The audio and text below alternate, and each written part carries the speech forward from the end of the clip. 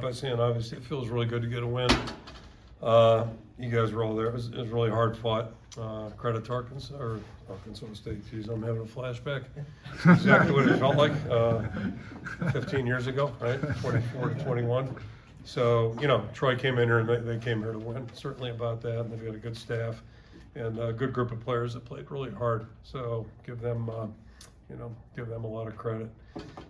We played hard, and I think, some biggest stories, we played a lot better in the second half. Left the door open a lot in the first half, and that was, a little bit of a challenge. On a positive note, we played clean football, no penalties, no turnovers. Did have the one loose ball on that one punt return, but overall, it's a good sign, certainly, and just, really, really good to get the win. I thought the team responded the second half, had a little better focus in that second half. And, we're going to enjoy this one, but obviously there's a lot of work to do right now. And this is, I've talked to the team about this. I mentioned just on the radio Tuesday or Wednesday coming in, and a couple, people were banding back and forth on the NFL Network and critiquing a lot of the teams and, in the league and, trying to give a prognostication for the season. And got out of the car, I'm thinking to myself, these guys have played one game, right? And I know that's a national pastime. But I know this for us, for us, it's a path of development, and there's going to be ups and downs, and certainly you like to get out of your downs without getting skated too bad. But anyway, so it's just going to be a week-to-week process for us. Saw a lot of good things out there today. Some things are really encouraging. Yet there's some things that we're really going to learn from tomorrow. We look at this tape and hopefully do a better job as we move forward. I'll throw it out. Coach, Hold on, Dan. David Eichel, HawkeyeInsider.com. Kirk, you guys get down the goal line, you decide to throw Brendan Staten in just from the goal line. Is that something that you've been working on going back to fall camp? Was it implemented this week? And is it something just to kind of mess with the defense, or was Brendan kind of provide maybe just as a different look? Yeah, during camp, both guys get reps for the most part, pretty much with everything. And, Brendan's a really good athlete and worked hard. So, this week when we were talking about those situations, we just thought maybe it'd be good to have that in our pocket. And, how much we utilize it or not utilize it, we'll figure that out as we go. But he did a good job during the week, and that was part of our plan coming in. If the situation arose, maybe if it could help us win games, we're going to do it. So I thought he did a nice job, and I guess he got his first completion too on that little flip out there too. So he's 1 for 1. Can't beat that. Tyler Cashman with the Des Moines Register. It seems to me through 3 games that the highs have been really high and the lows have been very low. Tell me about it. Do you feel like that's a good thing at this point in the season because there's so much left to grow, or how do you kind of view it? It would be better if we were 3-0 and we had those highs and lows, but some of those lows have cost us, and we're gonna have to learn a little bit better. I've never, maybe you guys, quiz you guys, have you ever been to a game where 3 touchdowns got scored? And I don't think anybody got a finger on the guy, the same guy twice, right? And I've never seen that before. So, we don't want to try that formula. And we're known for not giving up big plays, and we're known for not doing that on special teams. But that's, all you can believe is what you see. So we're gonna have to get that addressed real quickly, because it's gonna be hard to win games moving forward doing that. But there were other things too. I'm not just singling out those, but it was a weird game that way. Credit to them. But we had no contain on the punt coverage, and so those are the things we're gonna have to get straightened out real quickly here. John Sebi, Cedar Rapids Gazette, kind of going off that with the big plays and not really being known for that. What do you attribute that to, and especially considering that you had one last week too, and then 2 of them this week, and just kind of what can you do to address that head of big head? Well, I'd say 4 last week, me personally, and all 4 of those were involved in their scoring drives. So, and the way I define a big play, you can live, you don't want to give up. Phil don't want to give up an inch, but you can live like getting dunked and, outside of the Michigan State game in 15. That's hard to do. It's really hard to do. So, when a team does that, you tip your hat and just say, hey, congratulations. That's part of the deal. But it's just really tough when you give up big plays. So part of it's mental. Sometimes it's physical. I would argue today, one was a lack of communication. The other one was just, a young guy maybe getting a little bit laxed and not realizing that, he might get picked on, and these guys, it's not the first time they've called plays. So those are the kinds of things that on any play, a return play or any offensive play, if you don't contain the ball, you're gonna be in trouble on that. We didn't do that. And it wasn't a great punt either, but kind of expect that. Reese is, I'm not excusing him, but it's the first year he's played. So, you're gonna have a little bit of a roller coaster there, but that doesn't tell us, tell you why nobody was containing. Adam. Adam Jacoby, Hawkeye Beacon. Sort of a two-parter. One, saw Jennings Dunker left the game rather early, but didn't look like he was getting medical attention on the sideline. Is that just a rotation or a health thing? And then, is this the offensive line that you really expected them to play like? They had a pretty monster game, opening holes. Yeah, as far as the injury, we had a couple guys cramping up today, and I think that was his issue. A couple of linemen we really haven't had much humidity, this year in practice or any time, so I think that was a factor.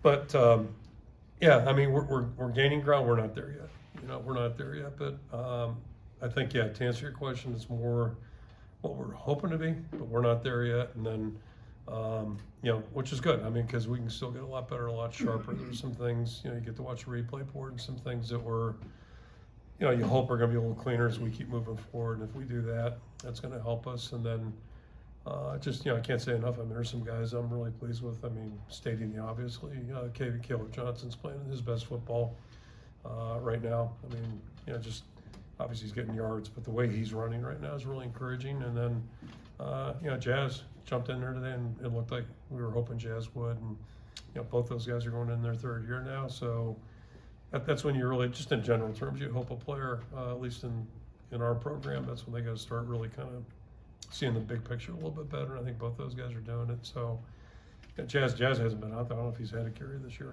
He looked good today, and it's really encouraging. Yeah. Thanks, Elliot. Hey Kirk, Elliot Clough, Hawkeye Beacon. Talk a little bit more about Brendan getting those goal line packages, those packages for him. Is there I don't even know how to phrase this, but like trying to wean him into maybe getting more snaps in the middle of the field too? I guess. You want me to take the hook on that one, or what? Seriously? Yeah, Sorry. okay. No, I mean, I get it, and you got to ask that stuff. I get it. I mean, there's really no big conspiracy theory or purpose. This thing, he's practiced well. He's a really good athlete, and we thought if we could give us, provide one more dimension, one more thing for the defensive staff to worry about, might have some benefit. So, there's no big picture right now, but we are going to try to utilize every one of our guys any way we can to, if they can help us, that's a good thing. Chad. Lysico, Des Moines Register, and you historically downplayed, halftime speeches, rah, rah, rah. Yeah. But a minute left, you had the ball, you had a chance to maybe try for points, you decided not to. Was that Yeah. just kind of your decision to sort of regroup at that That's point? totally my decision. Yeah. Yeah, you can blame that one on me. And I know the fans weren't happy, but, the way we were playing, I mean, why make a bad situation worse? And I'm not saying it would have happened, but, it's like the 2-point thing last week. And we talked about that Sunday and Thursday, and I'm still not sure where these charts come from. But a lot of it is just how the game feels to you at some point. And we're sitting there at that point, 1 minute away and 70 yards away. So, or whatever it might have been, 70, was it 75 or I don't know, it doesn't matter. But there's nothing, let's just minimize the damage and see if we can regroup and play a good second half. We're going to get the ball. So there's nothing in my mind right now that was really instilling confidence in me that we could just, go down the field and score. We'll finish up with Tom, Owen, and then Dan. Tom. Kirk, Tom Kicker, Hawkeye Report. One of the positives on the defensive side was your defensive line, in particular Brian Allen and Herkett and Max Llewellyn. Can you talk about their development Happy this to. year and how Yeah. important that's been? Just got off the phone or the radio with those guys talking about the same thing. Sorry with Ethan. I mean, he had a couple injuries earlier when he got here, but from the day he's walked on here or walked into our building, I didn't walk on, but he just works hard. Like, he's a really focused, intelligent guy, man. He works hard, great work ethic, and so. He's fought through the injuries and all that kind of stuff. I'm not saying he's Joe Evans, but he's kind of like Joe in that, he just keeps coming at you. And, there's a lot to be said for that if you're a defensive player, any player. But, I mean, there's a lot to be said for just going hard and being tough-minded. He definitely is that, and it's good to see him enjoying some benefits out there. And then both Brian and Max are young guys that have flashed and all that, and they had good August practice periods there, that 4 weeks. I think they both grew. and are earning our trust, because defense is so much about, you know, being where you got to be and understanding. But they're also capable of making some plays and making it tough on whoever's going to block them. So really encouraging some of the better stuff that happened from where I was standing today, seeing 3 guys, and Ethan not as much, but the other 2 guys who haven't played. And I'll flip it over on the other side to see Bowie make that nice catch on a 3rd and long, and then a conversion from Brown, you know, in that 4th quarter, 3rd and 9 or whatever it might have been. So, you know, things that we haven't seen. We haven't seen Jazz, right? So there's some really positive things too. And, you know, what we got to do is pull this stuff together here and play a little tighter. And I don't mean tight, but, you know, tighter, more detailed. Owen back left. Owen Staten from KGAM. There's been one theme that I've seen over the first few games is that, boy, one half looks great and the other half doesn't look so great. What does it take to kind of string 4 quarters together, or do you feel like today it all was, I know you have the 24-hour rule, but was there a little bit of a hangover from the Iowa State game last week? You know, I don't know. I thought we practiced okay and prepared okay this week. But I was, you know, I'm not a big pregame guy either, but I was underwhelmed with our pregame today. I don't mind telling you that. It just, and then sometimes again, it's how you feel, you know, just what the feeling you get. So I can't explain it, but I do know this. Got 12 opportunities that are guaranteed. And Blythe said this a week ago last Friday. He did the math. It was like 1,700 hours, I think he said he practiced. You know, these are things that linemen think of because they don't do anything else.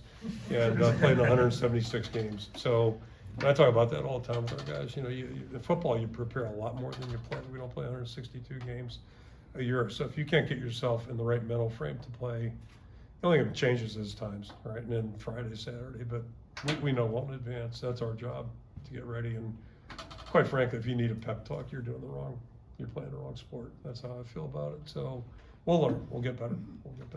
Last question, Dan. Coach Ferentz, one stat that really jumped out at me today that I was really impressed with you guys was, I'm Dan Stacy, Sportscast Media. Anyway, your rushing defense was awesome. You only allowed, I believe, 11 yards rushing today against Troy. Did you pay special attention to that this week?